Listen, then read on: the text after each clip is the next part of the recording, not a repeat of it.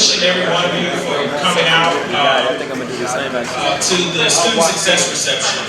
We're very excited about the summit and the first day that we've had at the summit. I think there's been a lot of good feedback about the conference and the concurrent session, the plenary sessions, and I think that we really are pleased with the turnout and everything that's happened. I would like to take the time to say thank you to our sponsors. We have ETS, and I think we do have Lloyd and Jean Bowie and others from here. We know all the Lloyds right over here. We also have our gold sponsors, ASCU, the American Association of State Colleges and Universities, and I think Dorcas is here. We have the College Board, and I know we'll have several representatives from the College Board coming later. We also had several vendors, including Alcorn State University, ETS, Net Impact, Royal and Company, and also Stylus Publishing. So please be sure to give our vendors a round of applause. And please be sure to visit our vendor booths at the table. I also want to call your attention to, we have Alexander Nicholas with the Livingston Foundation, who's right back here in the back. Alexander is a FAMU graduate. We also have Sue Choi from the Livingston Foundation, I just put her on the new foundation. She's in the Helmsley Trust, the charitable trust, which is located in New York. We also have a representative from the Tom Joyner Foundation with us here today. Where are you? Barbara Dunn Harrington, she's right back here in the back. And I want to thank all of our partners, ACT, ETS, the College Board, City of Atlanta, Thurgood Marshall, UNCF, MBJC, and really all of our sponsors. Anyone who I may have left off, you were able to see them, but really want to thank them, all of our sponsors and partners, for everything that they've done to make this event possible. So without further ado, I'm going to bring up one of our presidents of Council of 1890 Universities, and I do want to acknowledge Dr. Bell, who's here, and also all of our College of 1890 Universities and presidents and chancellors who are in attendance. We have Dr. Hemphill back here at West Virginia State University. Coming up will be Dr. Griffith at Fort Valley State University. One of our newest 1890 members, Central State University, with Dr. Jackson Hammond, who's right back here from Ohio. And I think we have a couple of more presidents as well. If you're a university president, if you could please stand or wave your hand where you are so we can just acknowledge it at this time. So, Dr. Griffith, we're going to have you come up and we're going to move on with the program.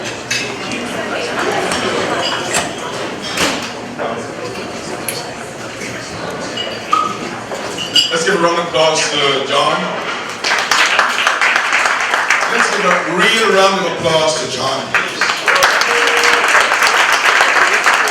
Let us also thank our musicians. Wonderful music. Thank you very much. It's a difficult thing to have a reception with a difference like this, where they're socializing and learning at the same time. But we're going to do our best to make maximum learning and maximum sharing at this event. Mine is a pleasure now to simply invite to the podium the chairman of our council, Juliette, who will say a few words. No, I want him to come up with a schedule for their meetings. Round of applause to Dr. Bell.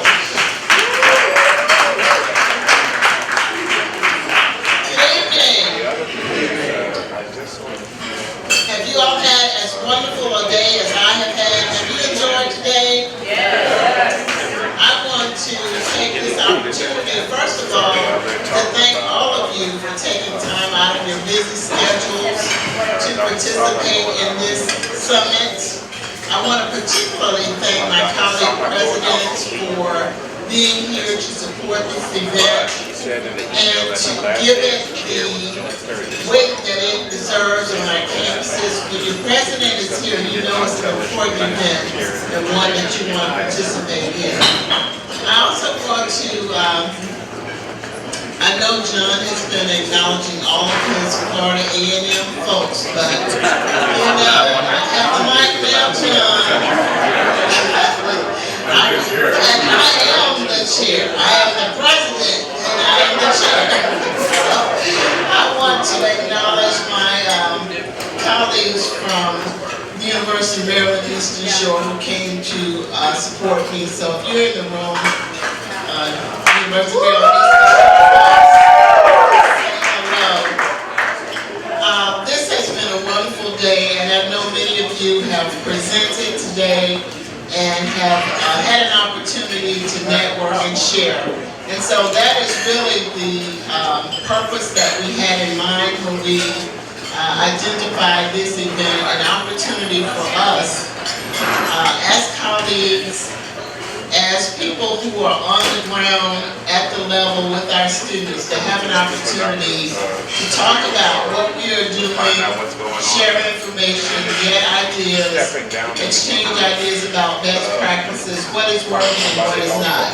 And so, thank you for being here. I know that the next few days are going to be as important and exciting as today has been. So enjoy your evening. Thank you. Round of applause to Juliette, Dr. Juliette Welcome. Let me ask that we do something a little different as a way of enabling us to prepare to maximally benefit from this session. Let me invite everyone who is sitting to stand. I'd like to invite everyone who is sitting to stand. It's not going to take more than a few minutes. And I want you to look to the person next to you and say after me, neighbor, I love HBCUs. Neighbor, I'm committed to success of HBCUs. But neighbor, I have a problem. I have to eat. And then the itis might kick in. And so neighbor, you're going to help me stay awake. Because if I don't stay awake, something is going to go wrong at my HBCU. Thank you, neighbor. Now, if you're close enough to the neighbor, hug him or kiss him, and nice. Let us give each all a round of applause for the wonderful environment.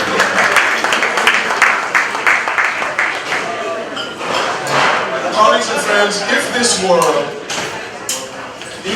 a book chapter that I was writing, I would probably look for an epigraph of the chapter to the first wall of wisdom at the Fort Valley State University. The wall of wisdom to which I refer is a place where we have inspirational messages from a variety of people, including Benjamin Elijah Mays, Maya Angelou, Bob Marley, and others. But when I looked at that first wall of wisdom, I would probably use as an epigraph something on that first wall of wisdom written more than 100 years ago by a gentleman called Rabindranath Tagore. A distinguished writer, the first non-European to get the Nobel Prize for Literature. And this is what you'll find when you visit the first wall of wisdom at Fort Valley. Something that has struck me that Rabindranath Tagore said way back when. And it applies to this session, and this is what he said, and this is what you find in the first wall of wisdom. You cannot cross the river simply by staring at the water. You can't cross the river simply by standing and staring at the water. This session is about complementing what we're doing at this conference, at this inaugural summit, about going beyond standing and staring at the water to be able to make success of our students. And I want to thank the contributors to this conversation about not simply standing and staring at the water, but helping us in looking towards the future, in looking towards the path forward, to to find opportunities to share and to learn about things we might do as we step further into the water, things we might do as we get on the other side and realize that it is not as what you thought it was. You still have another sea to cross. You may get your retention up from where it is, but you'll find the graduation rate needs to go up. You'll find that the freshman retention is increased, but when you get to the freshman retention river crossing, you find that there is a sophomore river to be crossed. I consider what Rabindranath Tagore said to be relevant to our conversation about the path forward. And I'm delighted to invite Mr. Carlos Zelaya to introduce the main presenter on this conversation about not standing and staring at the water. He will introduce our keynote speaker. Give him a round of applause. Like it was said, my name is Carlos Zelaya. I'm an intern at the APLU, the Office of Access and Success, under Dr. John Lee. I simply just want to say, in this one day that I've been here with all of you, and I find it an honor to be in your presence. I've seen various things. I've seen a camaraderie. I've seen affection for one another, and overall, I've seen caring, that's taking place here. All of you care about your students. All of you care about your institutions. And you guys care about each other, And as a student myself, currently, I find that to be inspirational. I find that to be very important, as the leaders of my generation actually care, whereas sometimes as a student you feel like, what's going on? I don't know what's going on, but I'm happy to see that, the leaders do really care. And just to introduce the man of the hour, I guess. He's been president, a provost. Of course, he's a scholar like many of you. He's been a dean. And from what I know of, I've learned a couple of things about him. He likes rap music. He has a house in Vegas. I wish I had that. And he's an ordained preacher. The one, the only, Mr. Chris Brown.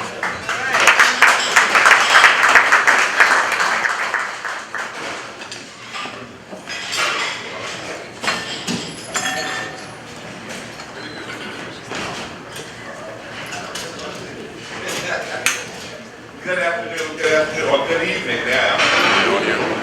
Thank you for inviting me. I'm delighted to have this opportunity to share my thoughts with you. Certainly I want to thank APLU and all of the sponsors for this critical engagement and conversation around student success. And I don't see him, he's probably hiding somewhere. John Lee, for inviting me to give a keynote during a reception.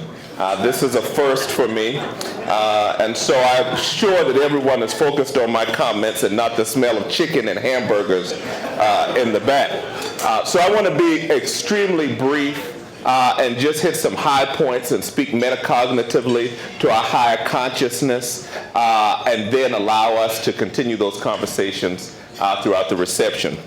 The topic, which is in your book, is HBCU 2.0, updating operations to facilitate student success. Most of us should have already transitioned to the smartphone. I won't ask those of you who are being cheap and holdouts and holding onto your cell phone to identify yourselves, but smartphones are very important because they're really handheld computers that have been merged with cellular technology. And so you've got a computer and a phone in your hand. And inside your smartphone is an operating system that allows it to perform basic tasks like recognizing keyboard strokes, sending images to the screen, and managing the software. I don't know what you have. Some of you are stuck with Droid, or your campus has forced you into BlackBerry. But if you win the lottery, or if you're just really smart, you'd be an iPhone user. Are my iPhone users in the house? That's right. Team iPhone.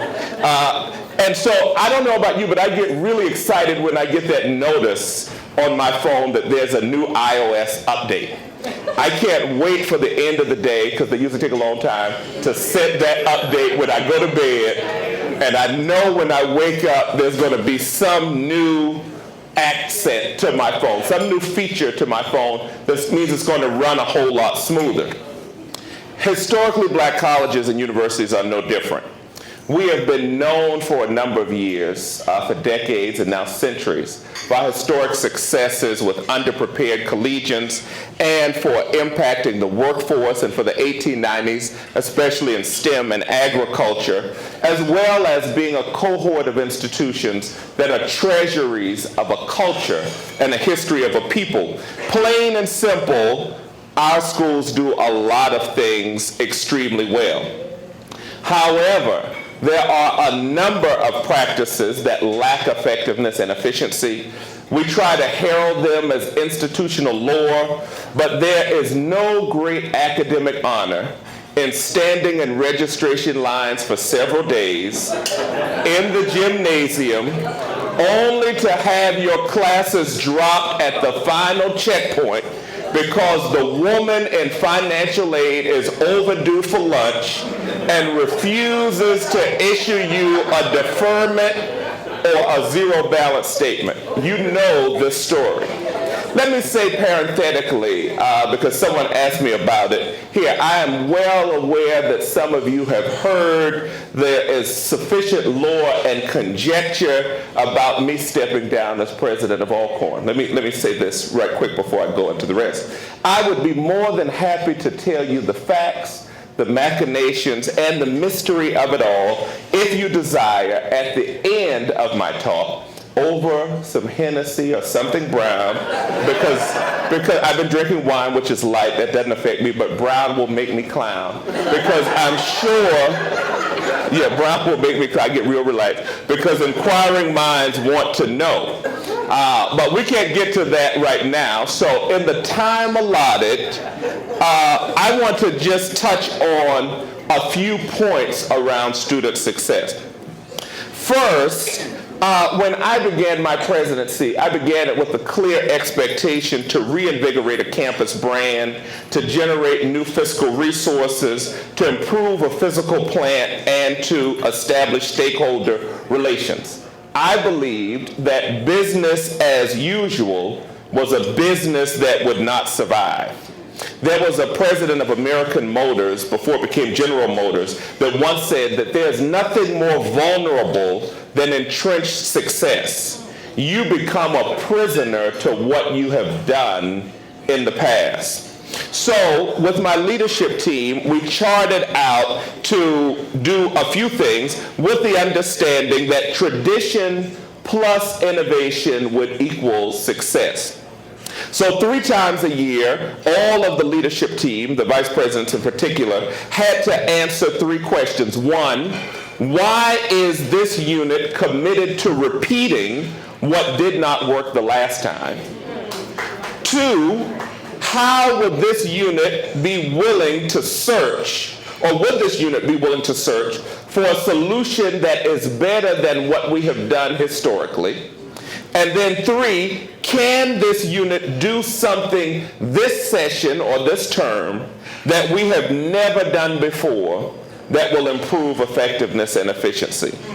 As a result, we were able to hit record enrollment, over 4,000 students, the first time in 140 years. That's a 19% enrollment increase. And for, as Brother Griffith was asking about, for the freshman to sophomore year over year retention rate, it was 89.2%. That means that almost 9 out of 10 freshmen show back up the next year as sophomores. And then there are all kinds of things that happen with campus facilities. But then when you have those kinds of changes, it impacts your U.S. News and World Report, it impacts your Washington Monthly, and all of those things fall into line. But what I want to say is that those goals were accomplished by being intentional about student support service and academic intervention. We began what some of you are already doing, which was called intrusive advising. The aim was to make meaningful impact in terms of recruitment, student learning outcomes, retention, time to degree, which is critically important, and we already began to work on gainful employment. I know we keep reading about it in the Chronicle and we keep ignoring it, pretending that it will go away, but it is coming, and so it's better to start working on it now as opposed to waiting until it is officially a part of our accountability metrics. In order to meet these ambitions, a few things happened. We engaged staff development via an annual encampment, and some of Alcorn staff are here. They know encampment was a great day. The annual encampment and unit retreats so that we could develop a unit-wide consensus on what our goals and expectations were. We charged the Faculty Senate to review instructional policies and grading practices with an eye towards improving student success, particularly in the gateway courses. And we informally benchmarked policies for other campuses that had been highly successful with low-income and first-generation college students. And finally, implemented low-cost mechanisms that would allow us to integrate technology and innovation in student services in a method that promoted student autonomy. And we don't have time to get to that tonight, but the millennial student is very different. And so the need for student services must be self-regulated, self-monitored, or provided by peers, people who look like them. So the old model of going to someone gray to get advice has changed because the advising is now peer-to-peer. So let me say for this group, it would be preaching to the choir to go further than that on the student success model, because student success has been our core business for a long time. But what is different is that over the last decade, the issues of enrollment, retention, graduation, and employment have become public issues, legislative issues, accreditation issues, and have led to increased scrutiny, and for many of our campuses, they're parts of our funding formula. This heightened external attention requires us to look at our admissions and recruiting function, our counseling centers, and our academic advising and support offices. And there's much that can be said about that, but what I want to do, and I'll provide, I don't know where John is really hiding after asking me to come at the reception. Oh, there you are in the back. Oh, she's with Cheryl. Hey, Cheryl. That's my girl.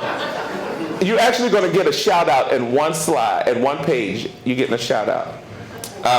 But I want to talk about 7 areas of operation that we can look at, and then we'll go back to the music.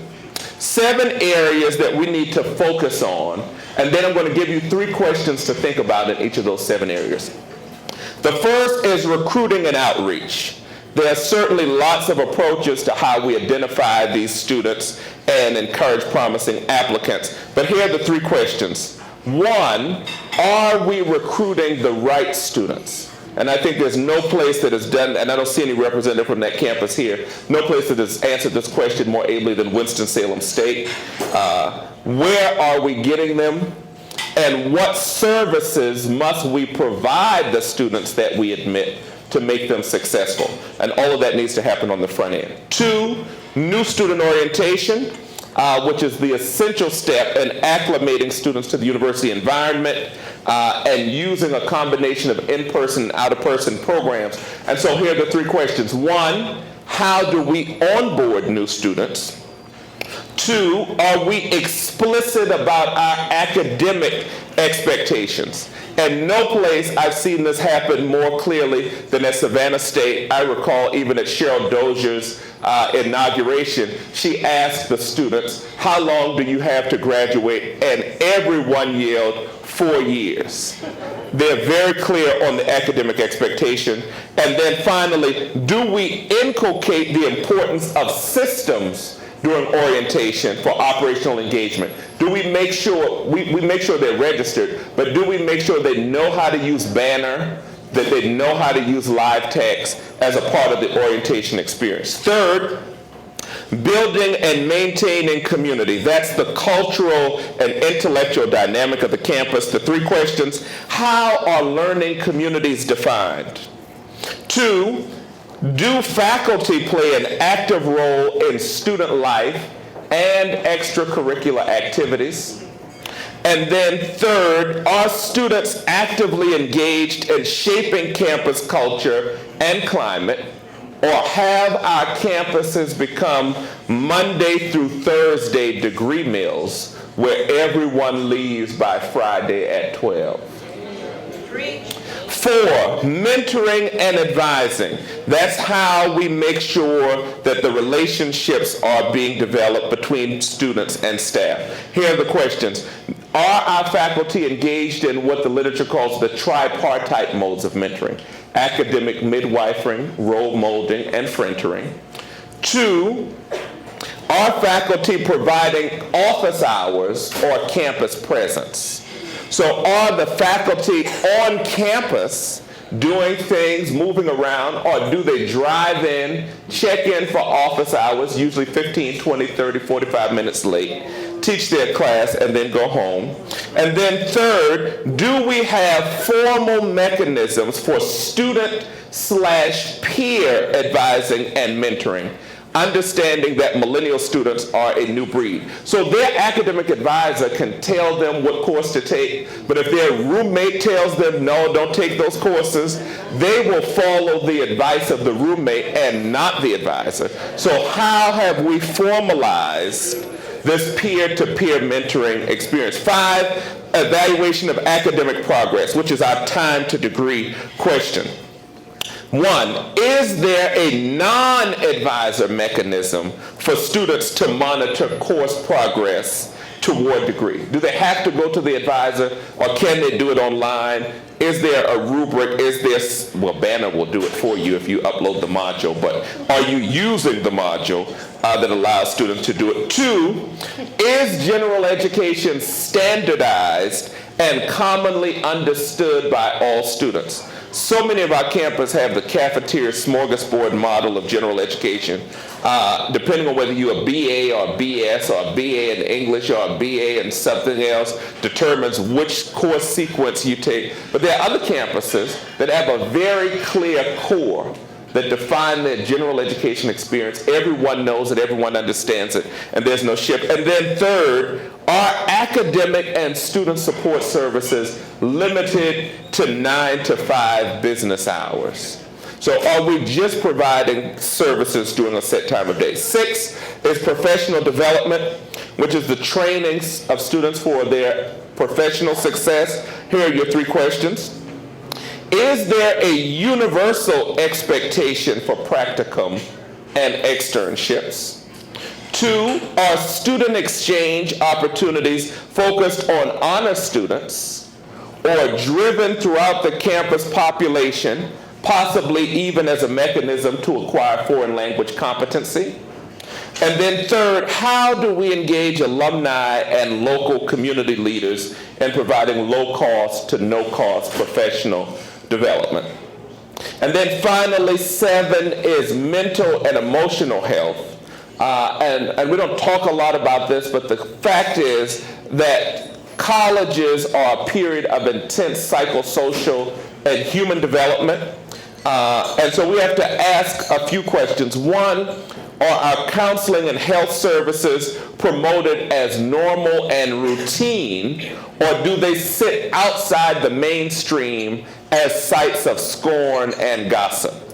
So if someone sees you going in there, they'll say, oh, you know, we saw so-and-so go in and counseling today. Or is it normal and expected for us to utilize those services? 2, are parents, guardians, students, faculty, and staff informed and trained on the stages of cognitive, psychosocial, and sexual development common to early adults so that they are prepared for what they encounter and experience during their college years? And then finally, are campus leadership and management conscious to student norms in relation to notions of dissent, resilience, boundary testing, and compliance? So a lot of what we think in senior management is acting out is just actually the way they behave now. You know, so it used to be the fact that if we were told to do something, we did it, and we dare not ask why. But this is a group that wants to know why and will ask you sometimes in not so polite and collegial or even respectful ways. But we have to understand what those norms are. So let me say this: these 7 areas are not intended to be exhaustive, but in fact illustrative of how we can begin to chart a path towards student success and to sort of reset campus operations. And they really require us to be honest about the sacred cows that contribute to unit maintenance. And sometimes those are units, and sometimes those are people who we all know are ineffective, but their uncle or their cousin is on the trustee board, and so you continue to let them head academic advising, even though your graduation rate is 38% on the 8-year scale. But that's okay. That's okay. So you're going to have to really be honest about these sacred cows and make sure that you're willing to confront both the policies and practices that are hindering student success. We need to also make sure that our decision-making, both from the presidential level down, is public, that it has been both endorsed by the senior leadership and everyone knows who's leading it, so that there's a shared vision. That was one of the joys of encampment for me, because that was a time annually where everyone in the campus got to buy in to the vision for the upcoming year, know what the goals and expectations were. And finally, we must have clear communication and accountability on student success outcomes, because the only way to transform this is to begin embedding it into our strategic plans, into our institutional effectiveness plans, and into our unit performance metrics. So people need to be assessed and evaluated on it, and they need to be paid or not paid on it. In fact, it is important that presidents, more than anyone, mandate what matters in this area. So clearly there's much to do around student success, not the least of which is getting every unit on our campuses, from the hallways of academic affairs to student affairs, to think and act as though their very existence depends upon student success. And the reality is that is in fact the case. If we do not successfully manage our time to degree, our graduation rate, and no one wants to talk about it, gainful employment. And I'm not going to unpack it here, because we all have I have to look around and see who's in here. There's no media. We all have masked our graduation rates with these new categories called general studies, interdisciplinary studies, area studies, and none of those are going to count when gainful employment comes, because you are not going to be able to track how that student is employed in the area that he or she expects to earn a living. And that's going to be our metric for assessment, both at the federal level, and if it's federalized, certainly that'll be our metric for assessment at the state level. But let me close as a great alpha man. I do know, yeah, y'all can cough, that's right. There's nothing wrong with greatness. but I want to honor my Sigma brothers this year as they approach their membership in the Centennial class, of which Alpha led the way, as they get ready next month to join the Centennial Club. But in the life of Sigma, there's this wonderful poem from 1809 written by Robert Lee Sharp, often called R.L. Sharp, called Bag of Tools.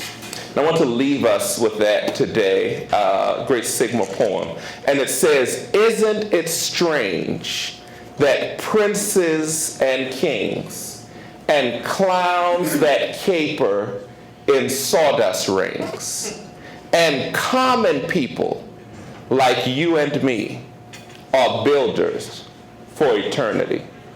Each is given a bag of tools, a shapeless mass, and a book of rules. And each must make, before life has flown, a stumbling block or a stepping stone." Let's use this week at this summit to identify stepping stones for student success at our HBCUs. Thank you so very much. Enjoy the rest of your conference. Thank you, brother.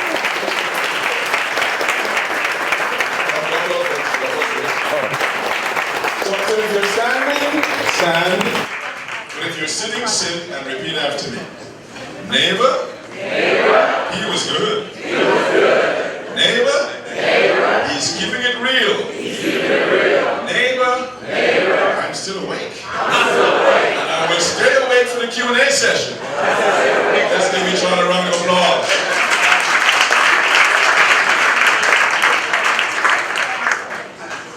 So Chris, Dr. Griffith, I want to say thank you to you, and also to you for that great keynote speech. I do want to also take the time, as an Alpha man, say thank you very much. But I also want to take the time to acknowledge the Consulate General for Liberia, who is right here.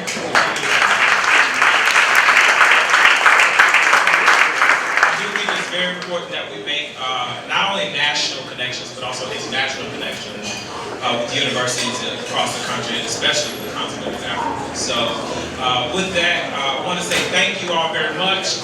We're not going to end here. You're welcome to stay and continue to mingle until 9 o'clock. We still have more food. There's dessert in the back. We still have more drinks over here, and the band is going to continue to play on. So thank you all very much. Enjoy your night.